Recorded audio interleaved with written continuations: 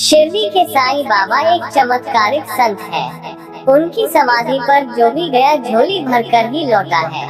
उनका जन्म और उनकी जाति एक रहस्य है। श्री साईं सच्चरित्र में इस संबंध में कोई उल्लेख नहीं मिलता है, परंतु श्री विश्वास बाला साहेब खेर की book a unique saint Sai Baba of Shirdi और शशिकांत शांताराम गडकरी की बुक सद्गुरु साईं दर्शन में इस संबंध में उल्लेख मिलता है। महाराष्ट्र के परभणी जिले के पाथरी गांव में साईं बाबा का जन्म 28 सितंबर 1830 को हुआ था। कुछ जगह पर 1938 में जन्म होने की बात कही गई है। साईं के जन्म स्थान पाथरी पर एक मंदिर बना है। मंदिर के अंदर साईं की आकर्षक मूर्ति रखी हुई है। यह बाबा का निवास स्थान है, जहां पुरानी वस्तुएं जैसे बर्तन, घट्टी और देवी देवताओं की मूर्तियां रखी हुई है। पुराने मकान के अवशेषों को भी अच्छे से संभाल कर रखा गया है। इस मकान को साईं बाबा के वंशज रघुनाथ भूसारी से 3000 रुपए में 90 रुपए के स्टैंप पर श्री साईं स्मारक ट्रस्ट से खरीद लिया था।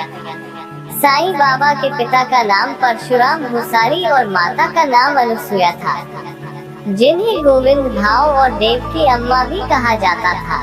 कुछ लोग पिता को गंगा भाव भी कहते थे।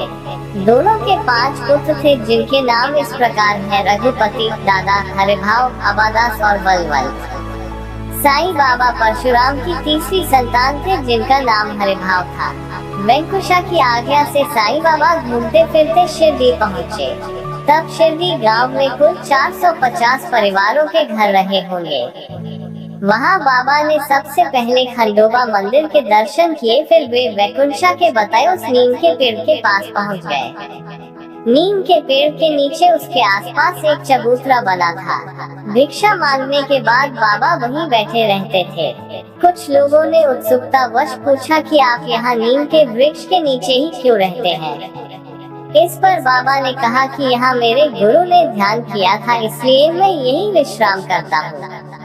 कुछ लोगों ने उनकी इस बात का उपहास उड़ाया। तब बाबा ने कहा कि यदि उन्हें शक है तो वे इस स्थान पर खुदाई करें। ग्रामीणों ने उस स्थान पर खुदाई की, जहां उन्हें एक शिला के नीचे 4 दीप जलते हुए मिले। कहते हैं कि दशहरे के कुछ दिन पहले ही साईं बाबा ने अपने एक भक्त रामचंद्र पाटिल को विजयादशमी पर तात्या की मृत्यु की बात कही। तात्या बैजाबाई के पुत्र थे और बैजाबाई साईं बाबा की परम भक्त थी। तात्या साईं बाबा को मामा कहकर संबोधित करते थे। इसी तरह साईं बाबा ने तात्या को जीवन दान देने का निर्णय लिया। साईं बाबा ने शिरडी में 15 अक्टूबर 1918 दशहरे के दिन समाधि ले ली थी। 27 सितंबर 1918 को साईं बाबा के शरीर का तापमान बढ़ने लगा। उन्होंने अन्न जल सब कुछ त्याग दिया।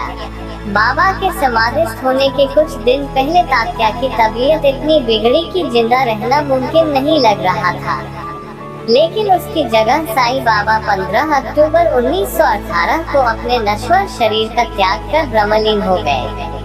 उस दिन विजयादशमी दशहरा का दिन था।